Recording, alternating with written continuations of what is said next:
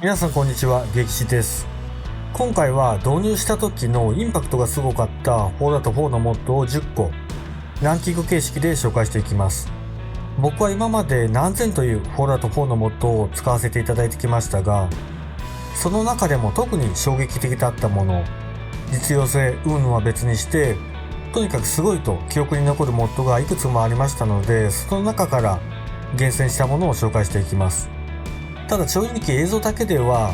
個々のモッドの本当の魅力は伝えきれないところがありますので、気になったものがあれば実際に導入して試してみてください。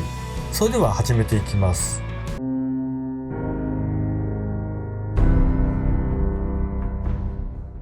それでは第10位ですね。第10位は A10 ワートホグ CS。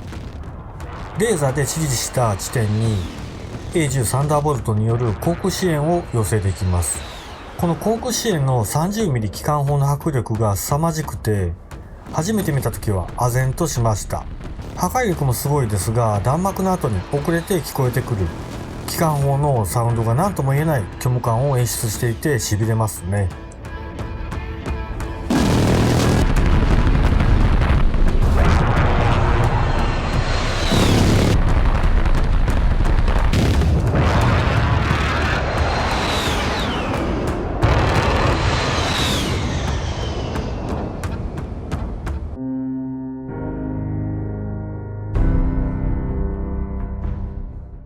続いて第9位はゾンビウォーカー。連邦のグールを走らない、ダイブしてこないゾンビに変更して大量にスポーンさせます。とにかくわらわら湧いてくるゾンビと戦いたい、ゾンビがいる世界が大好きという方には特にお勧めします。でもしこれでもちょっと物足りないと思うときは、クリーチャーやミュータントも置き換えるオプションも有効にしてみてください。 NPC 以外は全てゾンビに置き換えてしまうことも可能です。ただその場合クエストが進まなくなったり CTD の原因にもなるので、ほどほどにしておいてください。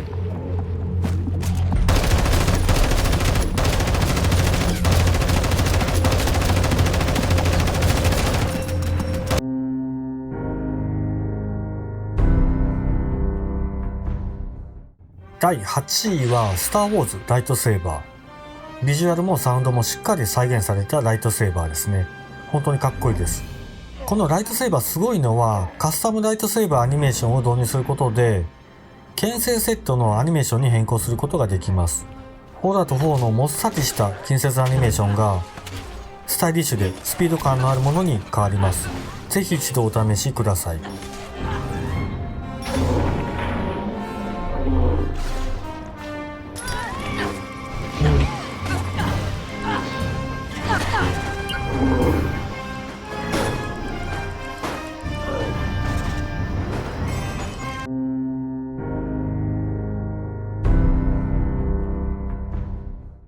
第7位は BH シグ MCX スピア NGSW。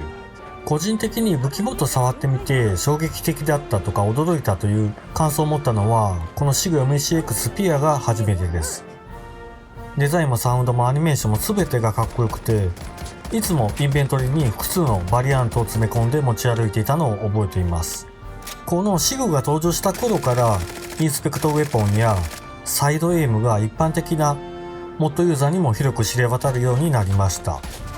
また早い段階からパーツを追加するアドオンではなくて、グリップアニメーションやリコイル調整、ペネトレーションパッチなど修正モッドが盛んにリリースされたことから、当時のこの武器モッドに対する注目度の高さが伺えます。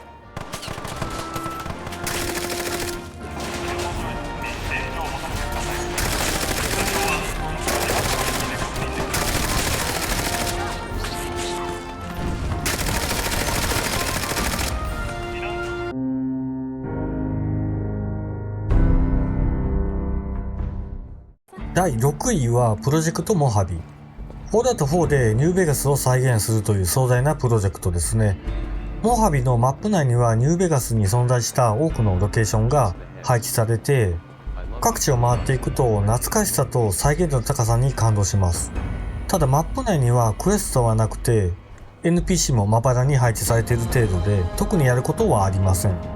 更新も完全に止まっているようで、現在は非公式にいくつかのロケーションが追加されている程度です。このモッドに関しては今後何かが起きるということはないでしょうが、ほんの一瞬いい夢が見れたかなという感じで終わってしまいました。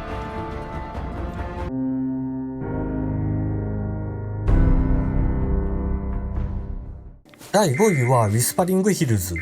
いわゆるサイレントヒルモッドですね。連邦全体を深い霧に覆われた天候にオーバーホールした上で、サイレントヒルに登場するサイレントヘッドやマントラといったクリーチャーを配置します。また一定の確率で異界化と呼ばれる時間帯に入ると、ライトなしでは歩けないほど周辺が暗くなった上、大量のクリーチャーがスポーンし始めます。そしてこのウィスパリングヒルズはサイレントヒルの主人公ハリーも登場します。彼からは専用のクエストを受けることができますが、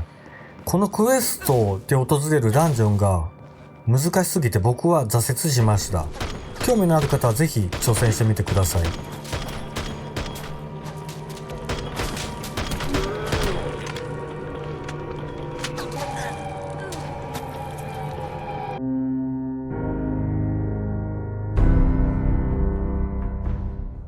第4位はフロストサバイバルシミュレーター。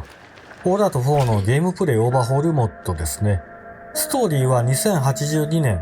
グレートウォーの5年後から始まります。フロストではバディラのクエストは全て排除されて、バディラの NPC やコンパニオンも登場しません。そしてヘルスシステムや戦闘のバランスが見直されて、かなりハードコアな難易度に変更されています。特に放射能の影響がバニラよりも強烈で、体力の回復だけでなく放射能汚染への対策に常に悩まされるようになります。しかもヘルスを維持するための薬品やきれいな水、弾薬やクラフトなどのリソースは極端に入手しづらくなっていて、ゲームの進行をある程度軌道に乗せるには計画的なリソース管理と気の遠くなるようなリトライが求められます。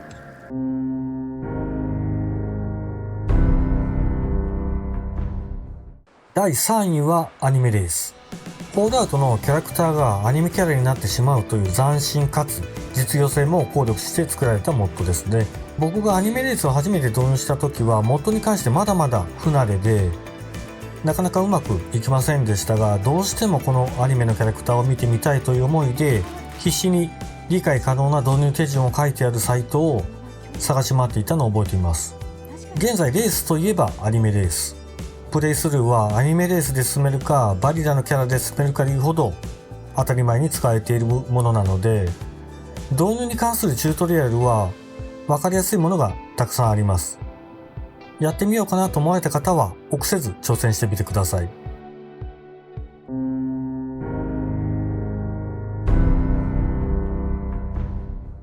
第2位は CBP、 ボディに物理を追加するモッド。これに関しては特に説明は必要ないと思いますが、次世代版ではこのモッドがうまく機能しないため、あえてアップデートしなかったりダウングレードするというユーザーがとても多いです。もちろん僕もその一人ですが、ダウングレードした一番の理由はロンドンのためではありましたが、本当に久しぶりに CBP が動くのを見て、やっと連邦に帰ってこれたなという安心感がとても強かったです。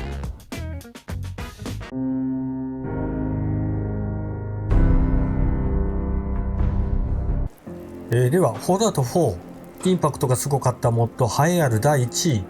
これは賛否両論ありますが、僕の独断と偏見で ENB に決めました。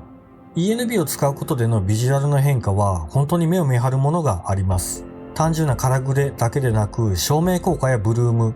リフレクションなど見事に調整された ENB プリセットを使うことで、フォールアウト4のビジュアルは飛躍的に新しいものに変わります。ただこれを好まないユーザーの方も当然いますし、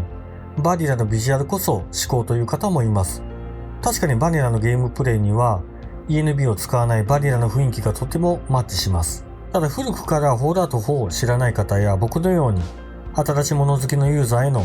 ビジュアル面での説得力に関しては ENB の効果はずば抜けていて、古いゲームはあまり遊びたくないという方でも ENB を使ったフォールアウトのゲームプレイを見てフォールアウトに興味を持った方もいるはずです。それこそ今まで僕がやってきたフォールアウトの動画をすべてバニラのビジュアルで作っていたら、一体どの程度の人が興味持って見てくださったのかっていうのをふと考えて、やっぱり ENB の恩恵っていうのは偉大だなと実感しました。そもそも僕がフォールアウト4の動画を作り始めたのも、海外2期が上げていた PRC の動画を見て衝撃を受けたのが始まりですね。ENB の存在を知らなかったらフォールアウトの動画を作ることもなかったでしょう。そんな感じでかなり個人的な偏見が入り混じったランキングトップ10となってしまいましたが、皆さんのトップ10はどんなものになるんでしょうか。よければコメントで教えてください。それでは今回この辺で終わりたいと思います。ご視聴ありがとうございました。